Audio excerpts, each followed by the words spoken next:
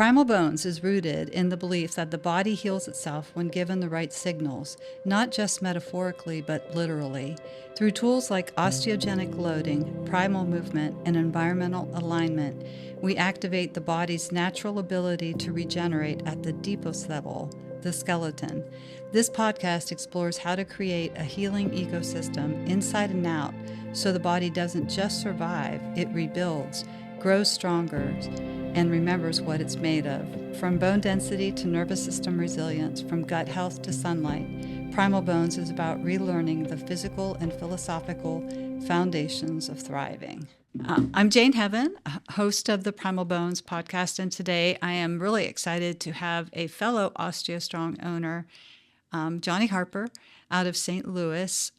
He's with us today. He's got so much expertise in the area of bone scanning and bone health, owns body analytics in St. Louis also. And so we're going to talk about a lot to do with DEXA scans and REMS scans. Johnny is one of the most respected see if I can say that right, densitometrists in the United States. So I'm very honored to have him share time with us. Thank you, Johnny. You're very welcome. Very welcome. Happy to be here. But I am not a densitometrist, so I want to clarify that. Oh, okay. I've done 3,000 DEXA scans, but I'm not a densitometrist. I was trained by medical staff and also GE, Lunar Prodigy. But I just want to make sure I'm not saying something wrong. Correct. Okay, got it. Well, I would think you are. I mean, yeah. but anyway, so tell us about your background, because I know you have a unique background, how you came to even own an OsteoStrong and then to body analytics. Yeah, well, my wife and I opened up the first OsteoStrong 10 years ago. So we were the first in Missouri. We ended up opening up 3 total, and then the imaging center. And OsteoStrong came to what we believe it was a hand of God got involved in us getting involved with OsteoStrong, because I was in the corporate world for 30 years. I've always been in wellness. I have my own martial arts studio. I've always been active, but I've also damaged my body over the 65 years on this world, on this earth. But OsteoStrong was something that came to us based on Laura actually delivering product to an OsteoStrong in Mississippi that she sold. She does Shackley, and he put her through a session. And she did the session, came home, told me all about it, was really excited. And told me she did 1,400 pounds with her legs. And I'm going, there's no way your little body did 1,400 pounds with your legs. Of course, I didn't realize then just how strong women really are. But they also talked about, at that time, about using osteogenic clothing and vibration plates to help stroke victims. There's a neurosurgeon in Arizona that uses both those components, and found out that after you do osteogenic clothing, there's a 2 or 3 minute window in which your neural pathways are ripe for reconnecting nerves for stroke victims. And he had success with that, with those 2 devices, the osteogenic clothing machines, or Spectrum, of course, and vibration plates. And Laura's father had a stroke about 18 years ago. So when we heard that, we thought that, hey, we need to find one for your father in St. Louis. There wasn't one. So we thought about it, prayed about it, and I retired, and we decided to move to St. Louis and open our first OsteoStrong. And that's where it began. So we could hopefully help him. A couple of years into it, after doing a couple of years, just Laura and I, we struggled with getting DEXA scans from our members to track and measure. Many times they were just summaries, no images, just summaries, L1 through L4 and 1 femur. So it was hard for them to get the information, all the data. So it was a member's idea that said, you guys should have your own DEXA scan. Well, you can't bring one to OsteoStrong. It's a franchise, doesn't allow that. Mm-hmm. So I thought it was a crazy idea. I thought, well, could I do that? So it took me 2.5 years to get the approval with the health department, the state of Missouri, to actually have my own imaging center. And Laura created the protocols allowing us to broaden the scanning process for many, many different things. We just broadened it. So I actually was able to get approved by the health department and to have my own DEXA, and started doing DEXA scans. So that started it's going on 7 years now. But that was a process. So now we measure our clients, our members, when they all come in as a new member, they get a DEXA scan, and we track and measure it. from then on. So that was the impetus for me opening up Body Analytics because of OsteoStrong. Now, so that's the story of why we're here. That makes sense. Well, that's such a great story, and one that I hadn't heard all of. I knew parts of that, but I hadn't heard, especially about your father-in-law and the osteogenic loading helping with his neural symptoms, and that's really fascinating. That you were able to. That's what God led you to start like that, and now you've really expanded. Right. So, what was it about? You said that you didn't have images, but what else was it about the DEXA scans that you were seeing from members that made you really want to focus on that? It just wasn't enough information, and for someone to make a decision, especially a big decision, we're going to talk about treatment and the fracture for risks. Based on one data point was just really hard for me to agree with because it's so subjective. The range of error with the DEXA, and it just is and I wanted to be able to provide more information. Mm-hmm. So one of my goals, I have two goals with every client that comes in here. I've done close to 3,000 DEXA scans now, and we have the most comprehensive DEXA scan in the United States. I also have the REMS scan, of course. I'm the only place in the U.S. right now that has the DEXA and the REMS. Mm-hmm. But it was a goal of getting people as much information as they can, educating them. So when they walked out of here, they had more information on the bone they've ever had before. So therefore, they could be a better advocate for their health. So the more knowledge is power, the more information you have, the better job you can do. Because I was married to a surgeon. I put my first right through medical school. I know a lot of docs, and there are protocols, there are steps and processes that when you hit this number, here's what we do. You hit this, here's what we do. And those are not interrupted by outside information, right? So they're only based that information on the DEXA. So when I got the DEXA, I instantly knew most places we could do a DEXA, you only get your left femur, right? Right. Only the left femur. And some of that is that your hips should align somewhat. Sometimes the T-score is the same. BMD might be different, but the T-score can be the same. But you're going to have one femur that's going to have less bone density than the other. And the reason I did both is because with the DEXA, you also should receive a FRAX report, the fracture risk assessment, which gives you a probability of having either a major osteoporotic fracture or a hip fracture in the next 10 years, and the percentages of that happening. But people only had their left femur done. Well, about 26 to 27% of my clients have never seen their right femur, and it was the least dominant femur, which means the fracture report was inaccurate. It didn't have a chance to select both of them to identify. By doing both, the DEXA will select the least dominant femur. So I did that. And so now I'm doing both femurs. And then 7 years ago, I heard about a software called TBS. Mm-hmm. TBS stands for Trabecular Bone Score. TBS is integrated into the DEXA, so there's not another scan. And the TBS out of Switzerland, this actually integrates into the DEXA and looks at your spine, and it looks at the microarchitecture of your vertebra, all four vertebrae, giving you a TBS T-score on the quality of your bone, the microarchitecture, which is the trabecular bone is the largest part of your bone in your femur and in your vertebra. It's also the most important part of your bone as opposed to the cortical bone. So then I had the TBS. So I was the only imaging center in Missouri that had TBS software integrated into the DEXA. Again, now giving 30% more information on their bone they've ever had before, now looking at the quality of the bone, which is really, really important. Then, of course, 3 years ago, I heard about a software called 3D Shaper out of Barcelona. And I talked to the guys that created it.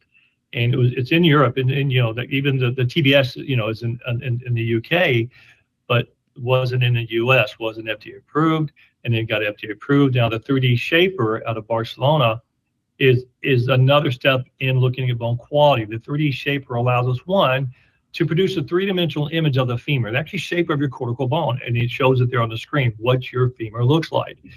But it also compartmentalizes your trabecular bone and your cortical bone. So it separates the two. So now with the 3D Shaper, we look at bone density and bone quality, and it's all integrated into my DEXA. So with the DEXA, my clients can look at their bone density and bone quality in their spine and their femurs with the same machine, which was great. which is great. It just got FDA approved last September. And right now I'm the only imaging center in the only imaging center in the world that has the 3D shaper. The Mayo Clinic's looking at getting it now.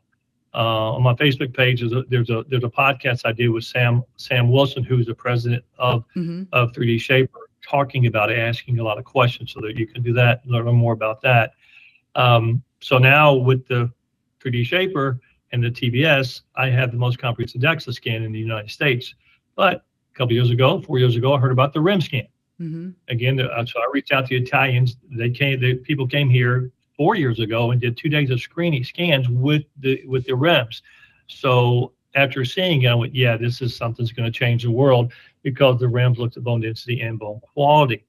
So I have many of my clients coming from all over the United States to get both scans, because this is the only place you can get the REMS scan and the DEXA scan at the same spot.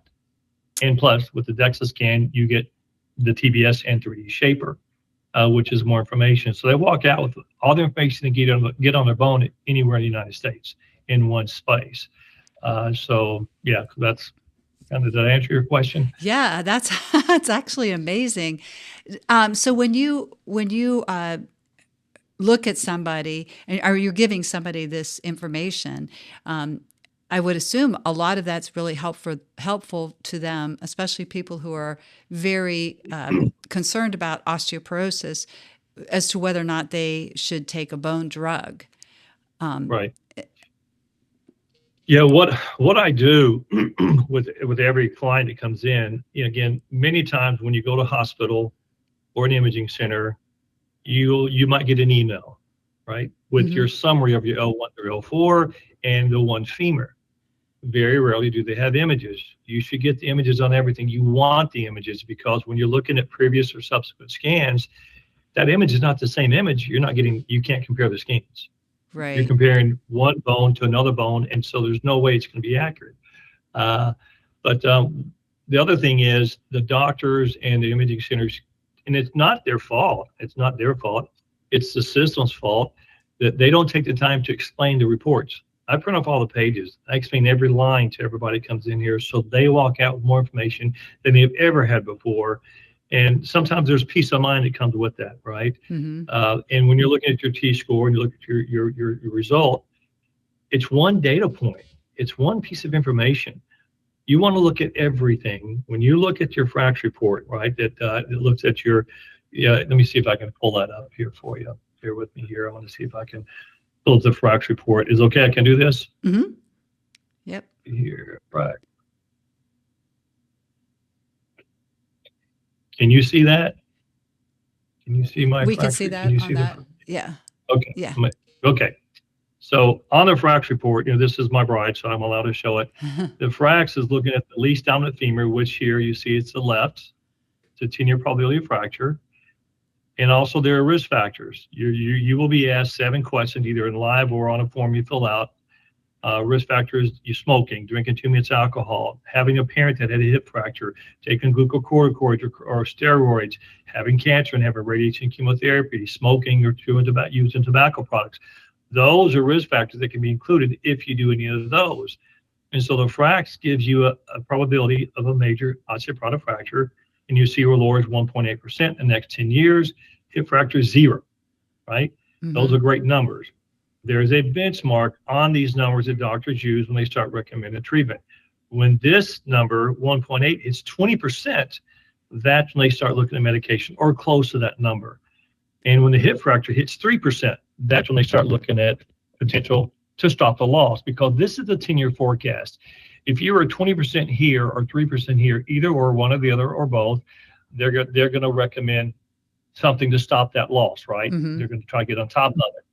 And so it's a 10-year forecast, and the reason, and I don't know where the 20% or 3% came into play, where they came up with those numbers, but those are the numbers, and many people will see them on their reports for the DEXA. If this was 20 and this was 3, they know in 10 years, postmenopausal women will lose about 1% a year. So they know it's just going to get worse in 10 years. So that's when they start getting proactive. If this number is, and this is the DEXA based on BMD, that's the benchmark, and that's the area. Look at the least dominant femur in the BMD. So that's a FRAX report, and you want to make sure it's the correct femur. If you've not done them both, you don't know. Any question on that? So you're saying the FRAX report should be based on the least dominant. So if you're right-handed, that would be your left femur. Would be your. You don't know. Oh, you don't know. You just don't know. You don't know until you do it. Oh. Right. Statistically, the left femur is the least dominant femur, right? But about 27% of my clients, it's not. Their right femur is least dominant. So those people walked out with the wrong FRAX report. Gotcha. Okay. So I do them both to ensure what the FRAX is correct. But yeah, so you know the risk factors are important there as well if they're denoted. Right. Any questions on the FRAX? So the FRAX actually does have value. The FRAX report. Yes, it does. It does, because this is one of the base points. If your T-score is negative 2.5 beyond, obviously a doctor will obviously know that you have osteoporosis. But the biggest risk and the biggest fear is having a hip fracture, right? Mm-hmm. And you'll notice on the FRAX report with the DEXA, there are two readings. It's called dual femoral X-rays. So the big rectangle you see, that's the total femoral neck. That's the end to end, top to bottom of that bone. Then you've got this little square. That's the neck. So it's the total femoral neck. Sometimes listed on the report is total neck, and then the neck. The neck area, that's primarily where the fractures occur. So that's why there are two readings on your femur. So but yes, they use this information here. So when it says on the DEXA scan, when it says femoral neck, and then it says total, the total is not the total hip, it's the total femoral neck? No, total femoral neck, yes. Okay. Wow. Okay. So is there ever a hip measurement then on that DEXA scan? Well, this is considered the hip. Mm-hmm. You'll see the ball joint going into the pelvic right here. Right. This is a trochanter over here. But this is where the fractures occur. So even though they're saying hip, you don't see hip on here. Yeah, right. You see dual femur. Okay. Right? It's part of the hip, but it's not. That is the femoral neck. Okay. The femur. Now I see. Okay. I'm looking at that that diagonal line that's going from the base of the triangle up to the femoral neck. What is that diagonal line? And sometimes I'll see that. There's another line kind of at an angle to that. What is that? What's that line representing? That line. Can you see my cursor? Right. Is this line you're talking about? Yes. That's just identifying the neck where the DEXA is pointing to, where it's pulling its information from. Okay. You've got this little triangle here, right? Mm-hmm. The trochanter. Sometimes the DEXAs, see where this is the top of the large trochanter. Right. Sometimes it gets in that area. It's actually in there. Sometimes the pelvic is in that area. So you've got to be careful that you don't want any bone overlap, because it's too far in there. The DEXA could potentially, it will say, hey, there's trochanter bone, or there's pelvic bone in the femoral neck region area where we're measuring. So you want to make sure there's no bone overlap anywhere on those images. Is that based on the positioning of the leg? Yes. Okay. Yes. That, and not only that, but where the DEXA captures it. Sometimes the DEXA captures it incorrectly, and so we have to move it. We have to adjust these. So if this rectangle was sitting way over here, mm-hmm. and it happens, I have to move it to get the center of the femoral neck in the femur. Right. Gotcha. Okay. So that small box is the center of it, of the box. Neck. Right. Okay. Mm-hmm. Mm-hmm. Got it. That's the neck. Okay. Yep. So maybe you can explain a little bit then how a traditional DEXA works and how it measures and what the mechanism is, I guess, of the DEXA. Well, the DEXA itself stands for, it's an acronym, dual X-ray absorptiometry. So DEXA is looking at the bone density, right? Focusing on more cortical bone.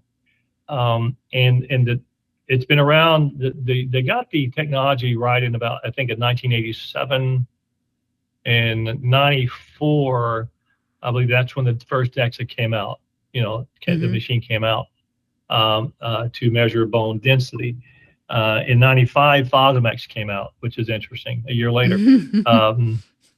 But the DEXA is still considered the gold standard because of what it's looking at bone density. That's what doctors are familiar with. There are two beams.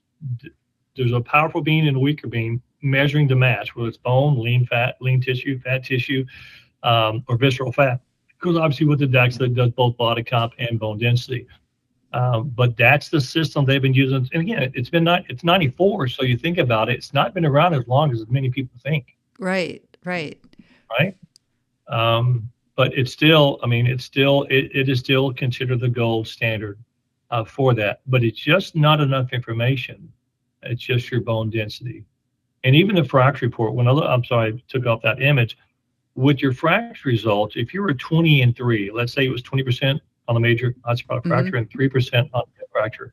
Well, okay, so you want to look, don't just take that number, look at everything, because what's not included in that calculation, in that presentation, are the things you're doing to combat it. Are you strong? Do you have good balance? You get enough protein, enough sleep, stress low, hormone levels good, right? All nutrients, all those things that can impact your bone, they're not included in that calculation. You have to include that. So doctors are going to say, hey, we're at 3% on the femur. Here's what we need to do. Okay, that's between you and your doctor. But when you look at it, you want to look at the whole picture. And you take 3%, for example. Well, at 3%, that means you have a 97% chance of not having a hip fracture, right? If your major osteoporotic fracture, which is your shoulders, arms, legs, bigger bones, if that's 20, you have 80% chance of not having a major osteoporotic fracture. You want to look at the whole picture. Dr. Zambito talks about this, who obviously brought the REMS to the United States with orthopedic surgery. But look at everything. Don't just take one data point and make a decision. It's a big decision. So you want to get as much information as you can and put that all together, because when you're talking to your physician, he or she's going to do what they think's right. There's no malintent there. It's what they're trained on, what they know, what their process is. But you've got to say, wait a second, let me think about this. Let's look at everything I'm doing, right? If you've got great balance, if you're strong, you got strong muscles, no, your chance for falling are reduced. You've got to make that decision. It's a calculated risk, whether to not take the medication or take the medication. And I just think having more information about everything you can will help you make the best decision for you. Well, and I would imagine you've had, as you said, you've done 3,000 of these scans at least, that when you see someone comes and sits in front of you and, is very nervous and worried about an osteoporotic fracture because they have a negative 2.5, or that you can look at them pretty much and say, wait a minute, you don't look like the kind of person that's going to fracture. I mean, do you have that experience too, based on, this person doesn't look frail? No, because osteoporosis, obviously you can't see the bone, right? Right. Many of our members with OsteoStrong are very healthy, very active, right? Pilates, tennis. What's this new one? What's the new tennis game? Whatever. Pickleball. Pickleball. Right. The number one injury for senior citizens right now is pickleball. Right. It's not my favorite thing. Trying to do things we maybe shouldn't be doing. But looking at somebody, you can't tell. That's the challenge with osteoporosis. You can't tell. Women are going to have less bone density than men because they've got smaller bones, right? And of course, women start off with smaller bones than men because of the way they're made, they're smaller stature. Well, and then women go through menopause. Men do not. Now, men and women both start losing bone mass after age 30. We all do, but women have that sharp dive. I'll show you. Let me pull this up. I'll show you my bride scans here. I'll show you on the DEXA all sites. Get this up here. So get that off of there so I can get a bigger picture. So this is Laura's scan. That's a beautiful scan. And, yeah. I mean, seriously, it really is. I did it. I know. I did it. I know. But this is what information you want to get with your DEXA. You want to have the images. You want to have the images, on the spine and both femurs, if at all possible. So, and it's hard to get this information if you don't get it already from the imaging center or the hospital. It's a challenge for a lot of people to do it. But with their spine, you can see the T12 in there, but all they measure is L4, T2, and 1, right? Those are 4 vertebrae. It's the L5 here, and see that's the top of her left hip and her right hip there, and we go up. So we want to capture all 4 vertebrae, and of course these are both femurs on her left and her right.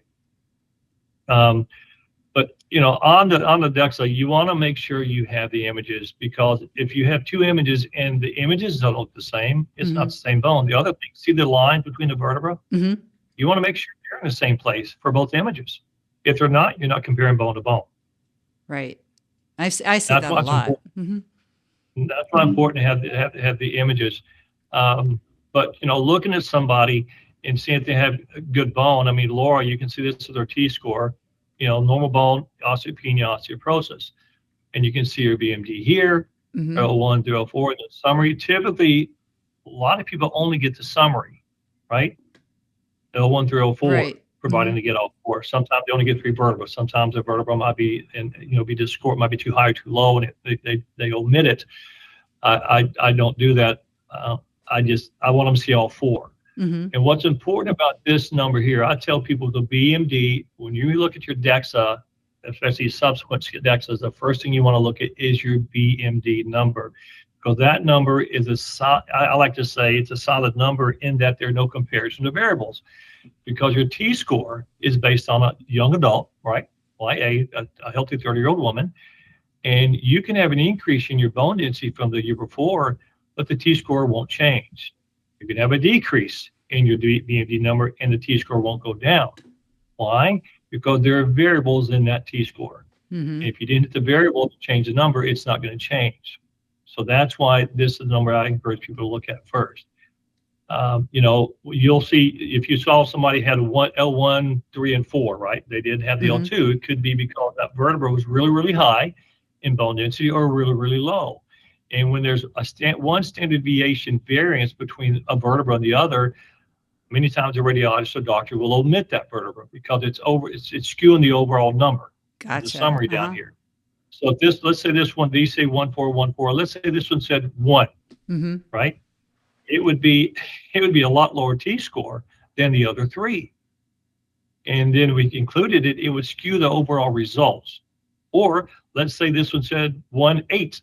1.800. Again, the same thing. It's called discordance. And they might omit that one, so you only get the 2, 3, and the 4, because you want to get it. And I don't omit them unless there's cytoplastic, or there's a fusion, right, or metal in there. It's gonna obviously increase it tremendously. But this is kind of what you want to see. But the BMD is the first time we look at. The T-score is comparing people, you're a 30-year-old woman, and the Z-score is comparing you to someone your age. Most doctors don't look at that. I'm now seeing reports it's not even on there anymore because they're not looking at, they're comparing you to a 30-year-old. This is more relevant. The Z-score is more relevant to premenopausal women or adolescents, right? And then you've got the WHO, which is normal osteopenia, osteoporosis, and then the surface area for each vertebra. All this data is available to you, and they could not have come up with any of the information without the images, without the vertebra, right? So I encourage people to ask for this information, the BMD, the T-score, Z-score, not really worried about it, but you certainly want to have all the data you can on your scan, because if you, for example, let's say all the doctor got was this, the L1 through L4, and you had discordance in one of your vertebrae, and they didn't know it because they didn't see each individual vertebra. Well, this number could be up or down. It could be skewed up or down, but that's where they're basing information on. Got it. So that's why it's important. What causes that discordance? What is it? Just the capturing of that data, or is that vertebra actually? Okay, for example, let's say the Laura's L1, this one right here, was really, really high, was 1500.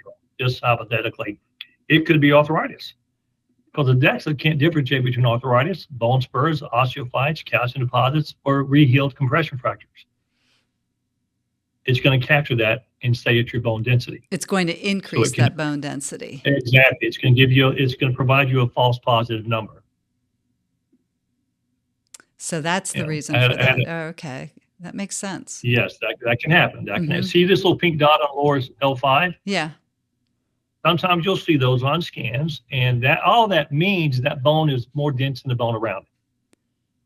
That, you know, Right. on this image, it's dark, right? Showing dark. When you look at the DEXA scan on the screen, it's white. It shows a bunch of white. There can be reasons for that. It could be arthritis. It could be osteophytes. Again, the further down you go your spine, the more dense it is, right? Typically, right? L1, 2, 3, and 4, and then the L5. And that's just sometimes it's there. But that's all it means. Why it's there, why it's more dense, I don't know. To answer your question, why can one be really high and the other one's really low? Don't know. Don't know. It's the way you're made. You know, doctors have told me that osteoporosis is not prejudice. It goes where it wants to. You know, we can have members, clients of mine that increase in L1, decrease in L2 and L3, and increase in L4. How can that happen? You put the same thing, all 4 vertebrae impacted, right? Right. With osteogenic loading, for example. But it's just the way that cell works and that vertebra. So, fascinating. Any questions? Yeah. Any and again, this is a report we had added. This is the visual showing this little square is showing the overall T-score of all 4 vertebrae. On this scan on the left femur, this is showing the total femoral neck, right? Right. Not the neck, the total. Same as here. The neck, of course, you can see the neck numbers here.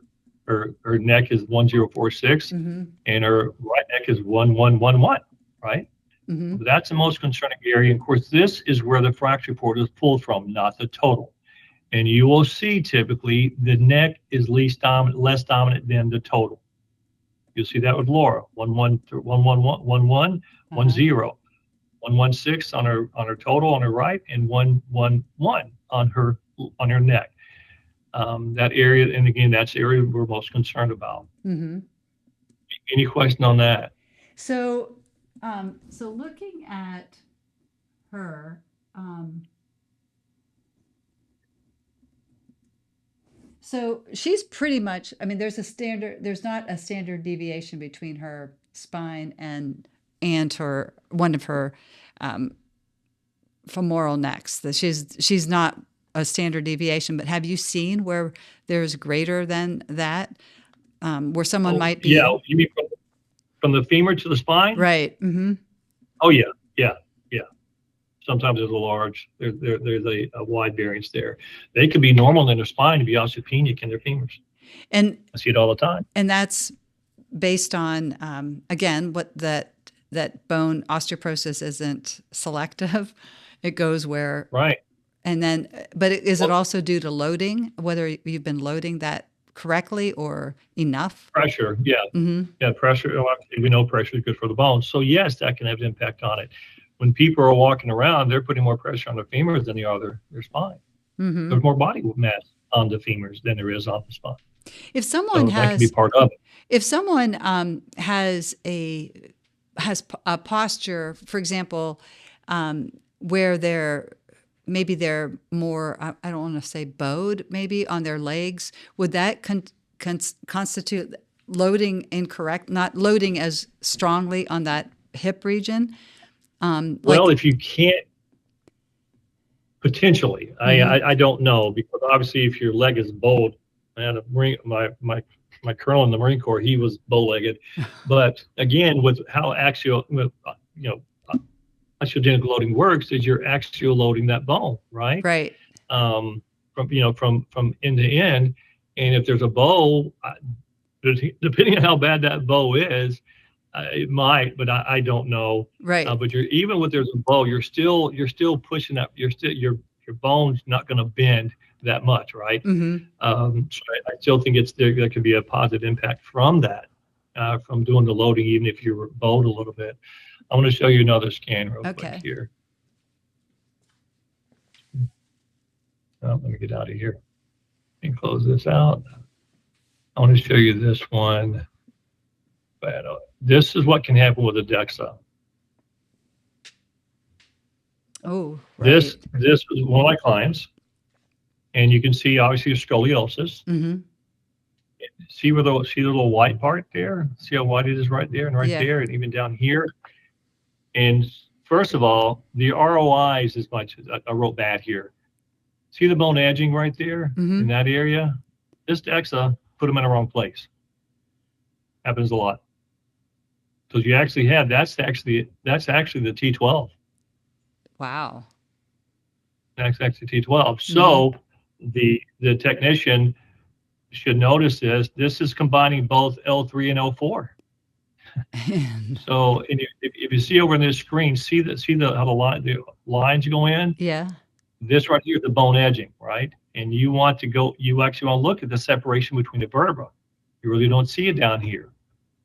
So that's a bad, and this is the DEXA. It's not me. This is what the DEXA generated. Yeah. So what I've got to do is this.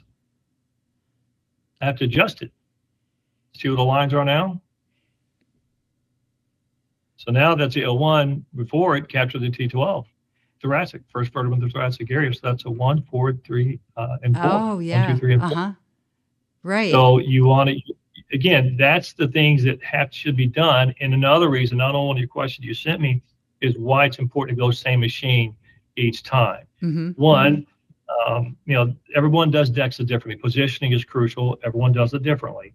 And when you do the follow-up scan, if you go someplace else, so this scan is not scaled like this. So when my client comes back, this is the reference image we're going to use,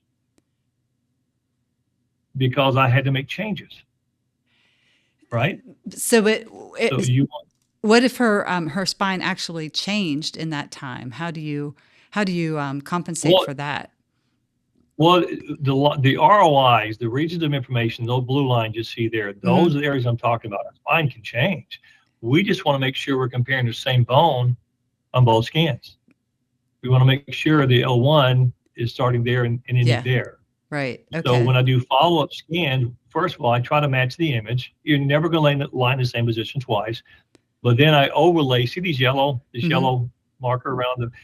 When I do the new scan, I can overlay them on top of each other to make sure those line up correctly, right? And then these lines, I can overlay the last year's lines to the new lines to make sure they're in the same place. If they're not, I can copy and paste them so they go right where they were the year before. Again, trying to mitigate that range of error with the DEXA.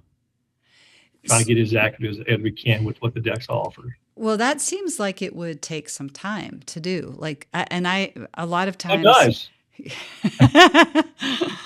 It does. It does. But I spend about 45 minutes with every client when I do the scan. The scanning time takes less than 5 minutes, right?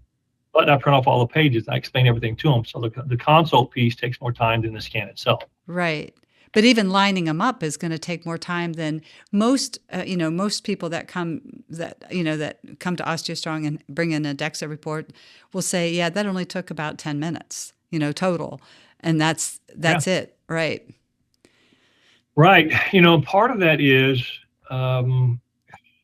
we know the DEXA scan has an inherent range of error of 1 to 3%, right? 1 to 3. And I know that sounds like a low number out of 100, and it is relatively, respectively. But when you're looking at your T-score or your BMD, 1 to 3% could change where you sit on the T-score graph, right? And that's on the same machine. If you go to another machine, the range of error increases up to 3 to 5%, sometimes 6. That's why doctors say use the same imaging center, same machine, and then many times they'll say the same technician, because that can happen. The range of error increases. So you get a scan in one place, go to another location, get another scan, you really can't compare them. You can't at all, right? And I know one of your questions, you want to calibrate the machine, you want to do quality control, and I every 48 hours I do a quality control on the machine every 48 hours, and you want to make sure that's been done. Every 5 years, the health department comes and takes my DEXA apart, and they do all the radiation, they check everything. And every year, a company comes and they maintain it. They do a maintenance on it every year. So I keep track of that. So to make sure that my DEXA is ready to go, and it is accurate as it can be for, again, what the DEXA provides. So I have a question too. If somebody, say someone at my center up in Ohio wanted to get a DEXA scan from you, Would they have to have a doctor's prescription? In Ohio, we do, but they No, would not every have state's to. different. Yeah. Okay. Yeah, every state's different. And again, Laura, my bride, helped me create the protocols, and I had to fight with the State Department. I get state representatives involved because, if you remember with OsteoStrong, a lot of time they had the DEXA, the little paper Right. countertop. It's an X-ray machine. And we had that when we first opened up. I paid $19,000 for it and talked to the health department and said, yeah, you just have to get it registered. You have to get it inspected. Okay, great. I bought it, got it, called the health department. They said, no, you can't use it. You have to be a doctor. I said, wait a minute, you guys told me I could get it. I've already paid for it. So that was a battle that had a $19,000 paperweight that I couldn't use. So it has a lot of money. So we all got involved with the State Department and the representatives to say, hey guys, this is a very low rate. It's just your fingers, it does. Mm-hmm. And we're finally able to get that approved. So we could use the DEXA. And then when I got the DEXA scan, when I got the Lunar Prodigy, which I have from GE, I did the same process. So no, I had people fly from all over the United States to come here. Oh, good. I had people from Milwaukee to go. I had two sisters drove from Nashville, Tennessee to get, and they're doing both scans because I offer both. And I've got a bundle on my website. They can do both of them, and I take $100 off the REMS scan because they're doing beer at one time. Get them, so they walk out with both the DEXA and the REMS on the same date. Your bone's in the same state. Yeah. Right. You can't do that anywhere else. So right now, because I know you're familiar with the REMS, but right now there's a doctor in Australia, Dr. David Cognarini, as well as Dr. Nick Birch, who brought REMS to Australia. They found out that I had both the DEXA and the REMS, and I have 3D Shaper and TBS software. And they're now doing a study on the variances between the REMS and the DEXA. One other question you had, is there a variance between the two? Yeah, many times there's a variance between the two. And because it's still so new, the technology with the REMS, and because I have the TBS and 3D Shaper, they can now look at that data and say, okay, why is the variance happening? Now, because I sent them, right now I sent them 2 clients of mine that had the REMS showed they had better bone density, and 2 of my clients, the DEXA showed they had better bone density. So they're studying that right now to see if we can create this study because it's never been done before. So we can answer those questions. Why is this showing better? Why is this showing worse? And with the DEXA, when it shows a better bone density, many times that's arthritis, Mm-hmm. right? That's artifacts, osteophytes, arthritis, mineral deposits, things like that. And some of that can be explained, but sometimes it can't. So now that they can look at both imagings on the same day, they can start digging into that. So that's what we're doing. It's going on right now. That is really, you're like right on the breaking edge of all of this technology. And that's what you're doing is just simply amazing. What a service to people, Johnny. That's great. I mean, I wish you were a little bit closer for my members, but boy, that's just awesome. So the studies will. I love it. Yeah, no kidding. So those studies will. Let's talk a little bit about the REMS then. Yes, we do. We have the REMS available to us, and we're seeing excellent images from that. And again, some things are explainable, some things are not quite. So I wanted to get your take on it. What are the big differences that you will see between the REMS and the DEXA? From the REMS and the DEXA, between the two? Yeah. Mm-hmm. Yeah, just as I mentioned, sometimes I've got people, the DEXA will show their normal bone, and the REMS will show their osteoporotic. Right. I mean, it is what it is. 2 different technologies, right? The DEXA is going to take a picture, image of whatever it sees while you're laying on that table. It doesn't discount or doesn't. It includes osteophytes, arthritis, stenosis, all those things that can impact your bone density from the DEXA standpoint. Of course, the REMS is looking at the frequency of your bone. So if you have osteophytes or arthritis or mineral deposits, it's not going to count. It's a different sound, right? Mm-hmm. Using ultrasound. So the REMS doesn't see it. It omits it. That's one of the reasons why the REMS is 5 times more accurate, right? Right. So again, the REMS, it's a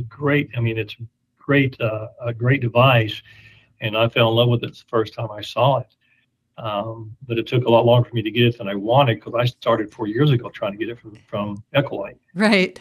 They finally realized I was serious about it.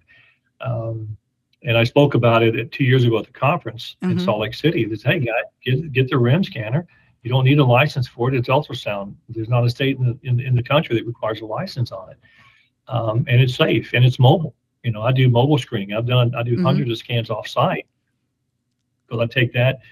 And I've got a mobile body comp scan as well. So I can do both mobile bone and mobile body comp with my business.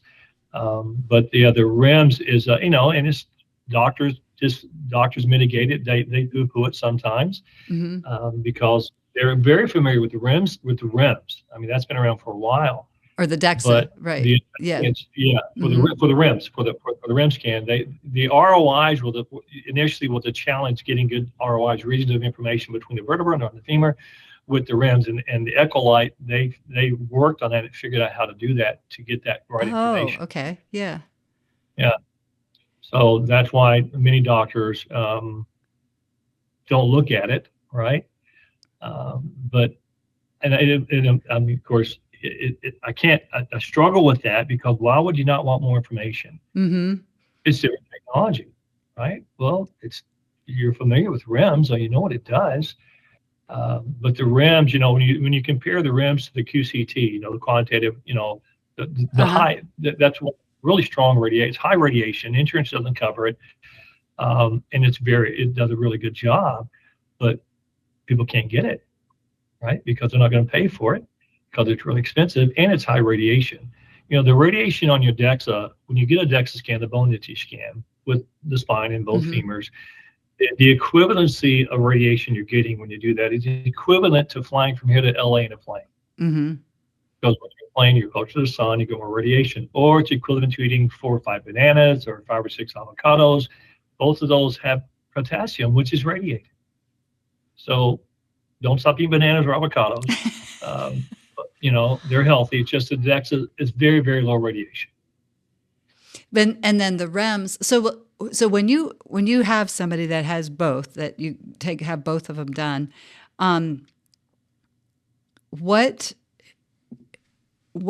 do you counsel somebody who has? I think it's probably pretty easy when someone's REMS and DEXA are very similar, but when someone's REMS and DEXA are different. And that happens a lot. I mean, it happens a lot, right? Trying to explain it is 2 different technologies. We know the REMS is 5 times more accurate than the DEXA, right? Right. So, and because they have the TBS and the 3D Shaper software, what's interesting is that people that have good bone quality with the REMS also show it in the DEXA with the TBS. So they align, which is really good. And I don't think the Italians expected that because when I was talking to them 4 years ago, and I was talking with the Italians, I had Zoom calls with them, and I said, well, I've got the TBS, and she would say, oh, it's garbage from garbage. I said, okay, I get it. You created this. I get it. But now that I'm seeing those 2 align, it's very interesting that the DEX is able to align with the REMS on TBS. Wow.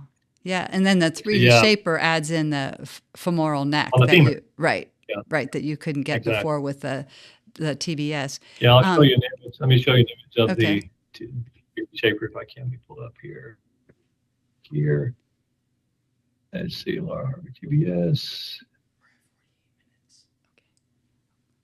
This is the 3D Shaper image. Let me scroll this down here. So you'll see here. See where it says bone green? It's showing normal bone. Right. This is the image itself, but it compartmentalizes both cortical bone and trabecular bone. So now this is a cortical bone and this is a trabecular bone. Oh, very interesting. Yeah. Huh. Yeah. So now with the femur, we can look at the quality of your bone with the DEXA.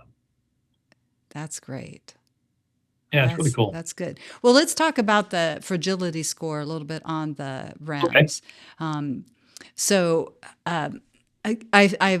I've seen like with the fragility score, it's analyzing that microarchitecture of the bone, correct? Right. Yeah. Yes, it is. And so when it's looking, at that. That's giving you again what the trabecular and what the or the TBS and the 3D shaper have. Of course, around here we don't have that. We only have. I Right. don't know that there's even one close enough. Maybe there's one in Ohio. A TBS, a DEXA with a TBS score. So the fragility score becomes really important, especially for our members to see. What are you seeing affecting that fragility score? Well, yeah, that's a really good point. When I see the bone quality being in question or being decreased, there are 5 things that I cover with every client that comes in here. They walk out here with in their hand. And I'll pull it up real quick here so you can see what I'm talking about. Let me do this real quick. Let me see. Can you see this? Can you see my screen? I don't see it. No, Let me go back in. Hold on just a second. Let me try. Yeah, it's let me see if I can. I'm trying to pull it up. Yeah, but there are 5 things that I cover with my clients on bone health, things they can do. They control themselves and they walk out with in their hand.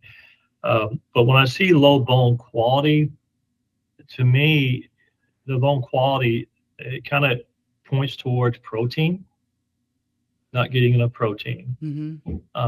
We have, with the TBS software, which I've had for a while, I have 7 clients that did a scan with me, came back a year later, and they increased their protein. That's all they changed. And they increased their bone density.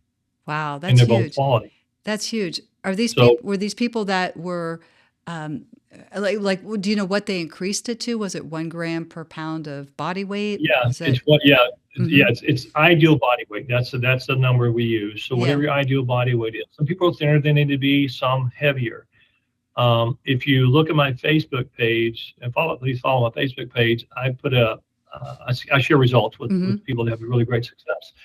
And one of the last ones, she's a member at another OsteoStrong, not ours, another one here in St. Louis, Jamie's in Watson. Oh, okay. She came in a year ago, and she was very severe osteoporosis, severe.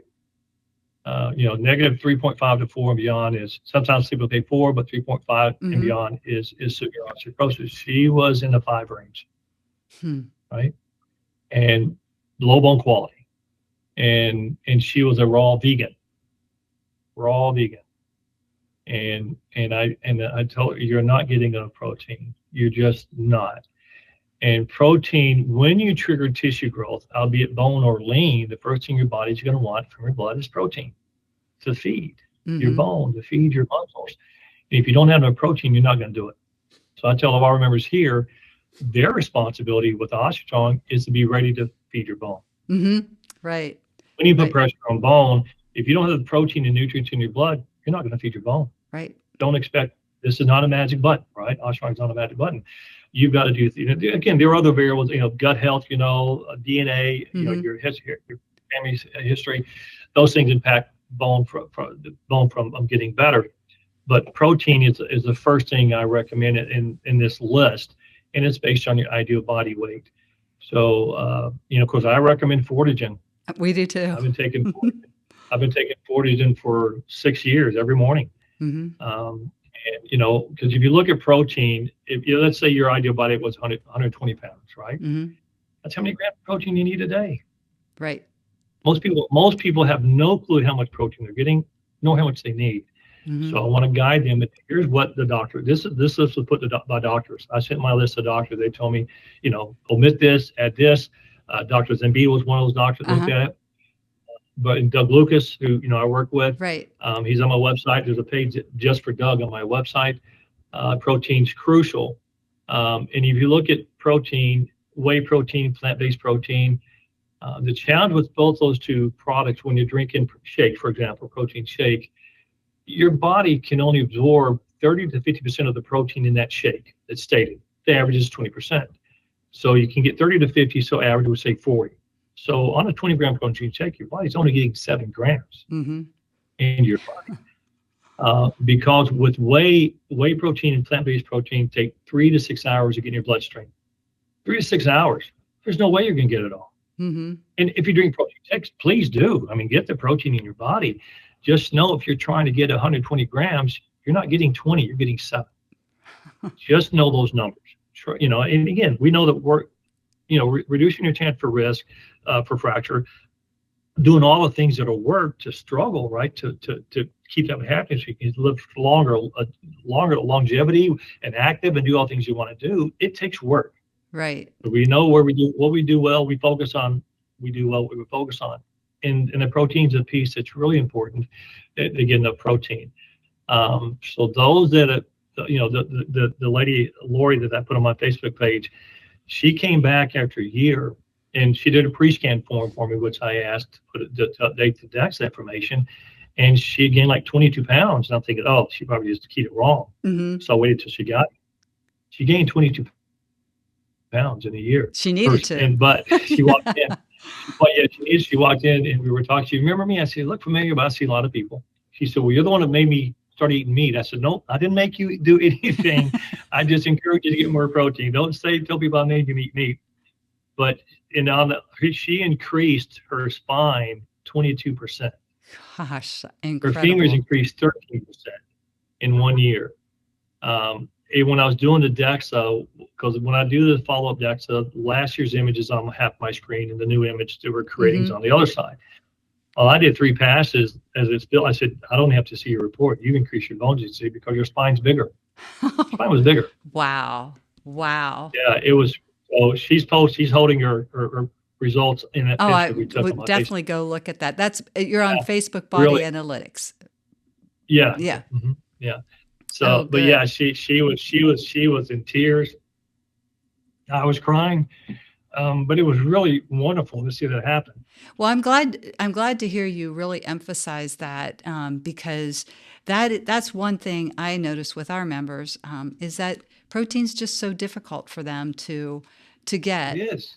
And we emphasize Fortagen. We just talked to Dr. Jaquish about that a couple weeks ago, and about Fortagen, and he recommended, he does the chocolate raspberry in warm water, and I started doing that, and that's a lot more tolerable. but you know, but I like chocolate raspberry too. Yeah, but you're getting good nutrition. I know I feel better when I have a Fortagen in the morning. So we really try to encourage people for that. Yeah, I've been doing it for over 6 years. Yeah. That's... You know, when John first created it, he called me and he said, all I did this week was Fortagen, right? The original flavor that was nasty. Yeah. Man, I was glad he came up with other flavors. But, you know, and I tell people, and I created a sheet on it for my clients that, you know, that it's equivalent to 50 grams of protein. And it's in your body in under 30 minutes. Right. And it's less than 1% waste. It doesn't break. I fast. Laura and I fast every day, so it doesn't break my fast. No carbs in it, and because it's an essential amino acid, and you're mixing it with water, your body's going to get it much faster. So yeah, I encourage. You know, again, I don't sell it. I don't sell Fortagen. I don't sell anything here. I just here's what I take. Here's what I've seen working. Right. So yeah, the Fortagen product is what I recommend from the protein standpoint, because you got protein first, and then you've got nutrients. Proteins are the macronutrients, and you've got micronutrients or supplements, and of course I recommend algae cal. Yeah. You know, because it's blue algae, it's natural calcium, it's not carbonated or citrate, so it's not stones or seashells or bone. I had a client tell me she was taking a product she got from Amazon, and it's algae. I said, really? So she pulled up her Amazon account, showed me, and I looked at the product. I said, there's no algae in here. And I scrolled down to the bottom of the ingredients. I see where it says East Australian bovine. I said, that's cow bone. not algae. But no, you got to take a nutrient you can discuss or just trust. Yeah. And any other nutrients, again, I talk about, you know, the FDA very loosely regulates supplements, right? Very loosely. And so you want to make sure you're taking a quality product. Make sure it's getting in your bloodstream. If it's not, you're wasting your money doing no good. Yeah. So I just encourage them. There are some good companies out there, right? But just make sure, whether it's your bone, you know, the bone supplement, but make sure any of what you're taking are good quality. Just make sure it gets in your bloodstream. Yeah. Because when you're able to trigger osteogenesis, when you're able to put pressure on your bone with what we do at OsteoStrong, your body has the nutrients and the protein to feed your blood. I tell people, I'll give them this example. Imagine me giving you 10 2x4s, 20 feet long, and a hammer, and telling you, okay, Jan, go build a doghouse. You couldn't begin to do it because you need more tools.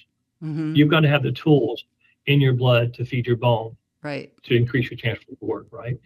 So those two are the first two. The next one's exercise, impact training and resistance training. Impact of what OsteoStrong does. Resistance training increase your muscle mass. You get stronger because you've got 7 to 8 layers of muscle around your bone. Yeah. So if they're stronger, you're increasing that protection around your bone before we even get to your bone. So you've got resistance impact. But the stronger muscle you have, the more muscle you have, obviously reverses the chronological age, affect your endocrine system. Mm-hmm. If you got sick or hurt, you recover much faster. But the stronger you are, the more you can do with the machine with OsteoStrong, right? Right. It goes back and forth. The next one, sleep, 7 to 8 hours of sleep, 7 to 8. Don't go over 9 or 10 because it's too sedentary. Mm-hmm. And in that 7 to 8 hours, you want 2 types of sleep, right? REM sleep and deep sleep. Deep sleep, your body recovers. REM sleep, your brain recovers. You want 90 minutes of REM sleep a night, right? I got Laura an Oura ring a couple years ago. And the last one is stress. Yeah. Stress, cortisol levels go up, bone remodeling, everything else goes to crap, right? Right. So protein, nutrients, exercise, sleep, and stress. Those are 5 things that we control daily. Yeah. And if we can hit again, I know though we're focused on bone health, this is overall health as well. Mm-hmm. So those are 5 things everyone controls. Everyone watching this controls those 5 things daily. The number 6, it's not on my list because it's not something you control by yourself. It's your hormones. That's you and your doctor, mm-hmm. right? So I have more and more clients starting hormone therapy now with the patch, of the topical. Yeah.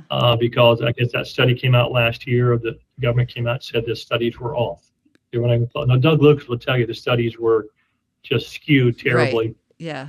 That the risk is not what they thought it was. So I'm seeing people improve by doing that as well. Fighting that fight. You're all fighting that fight, so we can stay active longer in our lives and enjoy old years without the fear, right? Right. Without the fear. So, well, I love what you're doing. I think that, and again, we are focused on bone health, but it's really fracture prevention, for the whole lifestyle. You want to stay mobile until you're gone, until you're dead. You want to stay mobile. And that's, I think, what everything that you're doing is really helping people to have that kind of lifestyle and to stay fracture free and stay free from fear of immobility. So, well, Johnny, I probably should let you go, but I really appreciate you taking the time to talk with us, and can't wait to put this out and let people just digest it. Love it. Well, I appreciate it. My website is bodyanalytics.fit. Okay. My Great. Facebook page is Body Analytics. But yeah, if people have any questions, they can contact me through the website or Body Analytics. My email is on the website as well. Because as far as people coming here to St. Louis, a lot to do in St. Louis, but I have people come with more than one person come. They bring their friends, sister, right? And they make that trip to St. Louis. And we make it happen so they can all be here at the same time. That's awesome. At the same time. That's great. Yeah. All right. Well, tell Laura we said hi. Yes. I will do it. Okay. I'm going to give her a hug for you. All right. Awesome. Do that. Okay. Thank you. All right. Thank you, Johnny. Okay. Take care. Bye-bye. Have a wonderful day. Thank you for listening to Primal Bones, where we break down the stories, struggles, and steps that shape us. Remember, your best life is not behind you, it's before you. Keep moving forward. God bless.